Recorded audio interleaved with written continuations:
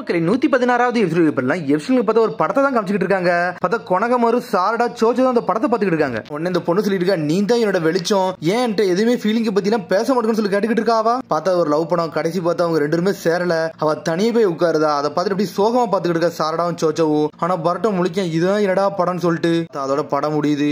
செதறிட்டாங்க ஆளுக்கு. பார்த்தா மூணு வெளியே வராங்க, சாரடாவும் சோச்சோவும் அழுதுகிட்டே வராங்க. பரட்டம் முழிச்சிட்டு வரான், இதெல்லாம் என்னடா படம்னு சொல்லிட்டு சொல்லுறதுக்கு ஒண்ணு இல்லைன்னு சொல்றான். கடைசி வரை வந்து ரெண்டு பேரும் லவ் பண்ணிக்கிட்டு தான் இருந்தாங்க. ஆனா கடைசி வரை சேரல, இது இன்ட்ரெஸ்டாவே இல்லன்னு சொல்லிட்டு இருக்காங்க. உனக்கு லவ் பத்தி என்ன தெரியும் சொல்லிட்டு சாடாவும் சோச்சோம் கத்த ஆரம்பிச்சிட்டாங்க. எண்டு வந்து இந்த மாதிரி டிராஜடியா முடியுது, படத்துல ஒரு வெற்றியை கொடுக்குன்னு சொல்லிட்டு இருக்காங்க அந்த ரெண்டு பேரும். இதெல்லாம் ஒரு படமே கிடையாது, நல்லா ரொமான்டிக்காவே இல்லன்னு சொல்லிட்டு இருக்கான் அவன். சோச்சோ சொல்றான், இந்த வாட்டி என் பக்கத்துல உட்காரு, இந்த படத்தை பத்தி நான் எக்ஸ்பிளைன் பண்றேன்னு சொல்லிட்டு இருக்காவா. எனக்கு படமும் வேணா ஒண்ணு வேணும்னு சொல்லிட்டு தலை தெரிக்க அங்கிருந்து ஓடிக்கிட்டே இருக்கான். பார்த்தா அடுத்த சீனை கட்டுறாங்க. பார்த்தா அந்த படத்தை பத்தி கொனகமர்ட்ட சொல்லிட்டு வரான். அது என்னடா ரொமான்ஸ் மூவியான்னு சொல்லிட்டு கொனகமர் கேட்கான். நான் ரொமான்ஸ் மூவி நினைச்சு போகல, அது ஒரு வந்து சண்டை மூவி நினைச்சு போனேன், ஆனா இப்படி இருக்குன்னு நினைச்சு கூட பாக்கணும்னு சொல்லிட்டு இருக்கான் பர்ட்டோ. இந்த படத்தை பார்க்க ட்ரைனிங் எடுக்கலாமான்னு சொல்லிட்டு கொனகமர் கேட்டுக்கிட்டு இருக்கான். நான் அதை தான் செய்ய நினைச்சேன், ஆனா அந்த படத்தை பார்த்து என் டைமை வேஸ்ட் பண்றேன்னு சொல்லிட்டு இருக்கான். உங்களுக்கு எது கேர்ள் ஃபிரெண்ட் இருக்கான்னு சொல்லிட்டு கேட்டுக்கிட்டு இருக்கான் அவன். எனக்கு கேர்ள் ஃபிரெண்ட்னா என்னோட நிஞ்சாவே எப்படி இருக்கோ அதை பத்தி யோசிக்கணும்னு சொல்லிட்டு இருக்கான்.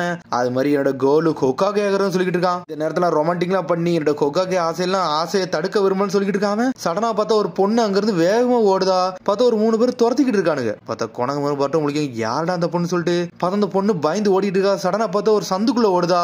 பார்த்தா அவனுக்கு சந்துக்குள்ள துரத்திட்டு வரானுங்க. பார்த்தா அந்த பொண்ணு எங்க போனானே தெரியல. பார்த்தா அந்த பொண்ணு அங்கதான் ஒளிஞ்சு நிக்கா. அப்புறம் பார்த்தா அவனை கிராஸ் பண்ணி போனோன்னு அந்த பொண்ணு இன்னொரு டைரக்ஷன் நோக்கி வேகமா ஓடுதா. பார்த்தா பர்ட்ட தேடிக்கிட்டு இருக்க அந்த பொண்ணு எங்கடா போனான்னு சொல்லிட்டு பார்த்தா பிரிட்ஜ் எல்லாம் தாண்டி ஓடுதா. பார்த்தா அந்த பொண்ணு பயப்படுதா. சடனா தடுக்கி கீழே விட போறா. பர்ட்ட காப்பாத்தலான்னு வரான். அதுக்குள்ள பார்த்தா கொனகமர் வேற லெவலா வந்து இந்த பொண்ணை காப்பாத்திட்டு போய்கிட்டே இருக்கான். அவன் நம்மளால அசால்ட்டா கேட்ச் பண்ணிட்டு பாஞ்சு போறான். பார்த்தா அந்த பொண்ணு முதல்ல பயப்படுதா. அதுக்கப்புறம் பாஞ்சு போறத பார்த்து அப்படி என்ஜாய் பண்றா.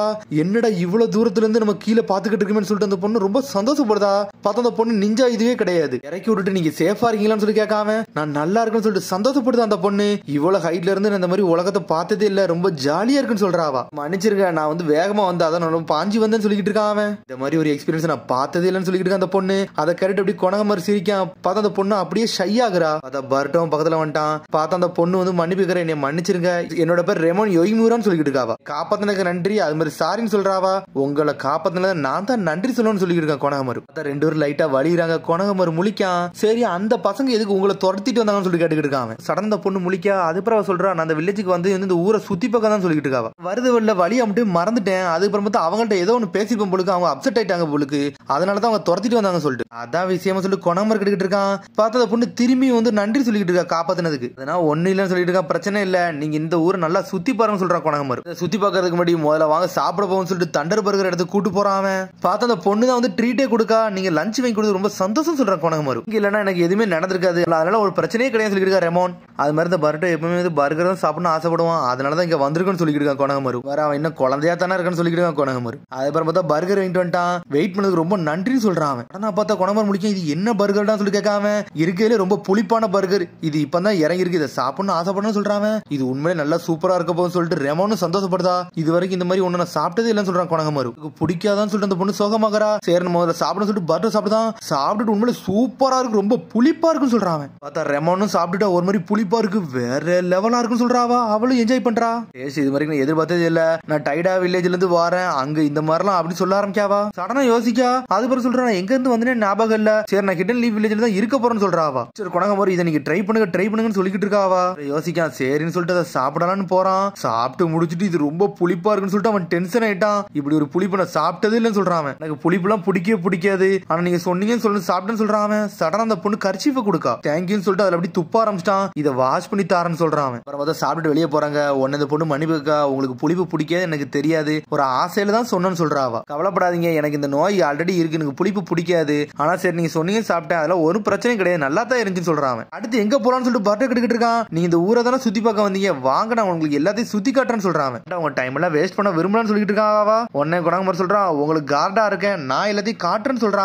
உடனே அந்த பொண்ணு சந்தோஷப்படுதா. டாஸ்க்ல எனக்கு ரொம்ப ஈஸின்னு சொல்றான். உடனே இந்த பொண்ணு முழிக்க. சடனா அப்பப்போ என்னெல்லாம யோசிக்க ஆரம்பிச்சிருதா. அதுக்கப்புறம் பார்த்தா ஹொக்காகியோட கிரேட் ஸ்டோன் ஃபோர்ஸ் எல்லாம் காமிச்சிட்டு இருக்காங்க. ஒன்னே காட்டுறாங்க அவங்க. அதுல ஒரு மூணாவது ஃபேஸ் இருக்கு பாத்தீங்களா, அதான் நம்ம பிக் பிரதர் கொனகமரோட கிராண்ட் பான்னு சொல்லிட்டு இருக்கான் பர்ட்டோ. அவனும் ஆமான்னு சொல்றான். ஆனா என்னோட கிராண்ட் பா லெவலுக்கு நான் பக்கத்துல கூட வர முடியாது, அவரெல்லாம் வேற லெவலான ஆளுன்னு சொல்லிட்டு இருக்காங்க. ஆனா பட் சொல்லிட்டு இருக்கான், பிக் பிரதர் உங்களோட கோல் வந்து என்னது, நீங்க ஹொக்காகே ஆகிறது தானே, உங்களோட வே வந்து என்ன நிஞ்சாவே உங்க கேர்ள் ஃபிரெண்ட் என்ன ரசிக்கணும் அது மாதிரி தானே இருக்குன்னு சொல்லிட்டு இருக்காங்க. இப்ப பேசாத வாயம்னு சொல்லிட்டு இருக்கா கொனகமாரு. நீங்க சொல்றது உண்மையிலே சூப்பரா இருக்கு, ஒரு கோலை நோக்கி போறீங்களே, இது உண்மையிலே சூப்பரா இருக்குன்னு சொல்லிட்டு இருக்காவா. பேசுறது நல்லா இருக்குன்னு சொல்லிட்டு இருக்காவா. ஒரு மாதிரி மென்மையா பேச ஆரம்பிச்சிட்டா. அங்க என்ன பாக்குறதுக்கு நிறைய இருக்குன்னு சொல்லிட்டு இருக்காங்க. பார்த்தா ஹொக்காகே ஆபீஸ் ஊர்ல என்னென்ன இருக்குமோ எல்லாத்தையும் காட்டுறான் அவளுக்கு. மொத்த ஊரையும் ஓரளவுக்கு சுத்தி காமிச்சிட்டானுங்க. அப்புறம் வந்து டம்பிளிங் ஷாப் கூட்டு போய் அங்கெல்லாம் வாங்கி கொடுக்கானுங்க. ஒரு வழியா மொத்த வில்லேஜையும் சுத்தி காமிச்சிட்டு வெளியே கூட்டு வந்துட்டான். அப்புறம் பார்த்தா அப்படி ஒரு கடை பக்கத்துல வராங்க. பார்த்தா அது கிளிப் ஷாப், அது வேற எந்த கிளிப் இல்ல, அது முடிக்க மாட்டுறது. உங்களுக்கு இது பிடிச்சிருக்குன்னு சொல்லிட்டு கொனகமாரு கேட்கான். அதெல்லாம் ஒண்ணு இல்லன்னு சொல்றாவா. சடனா ஒரு 2 எண்ணத்தை காட்டுறா. இதுல நான் இதை வந்து நான் எடுத்துக்கணும்னு சொல்லி கேட்டுக்கிட்டு இருக்காவா. எனக்கு தெரியல, உங்களுக்கு எது பிடிக்கும் அதை எடுத்துக்கோங்கன்னு சொல்லிட்டு இருக்காங்க.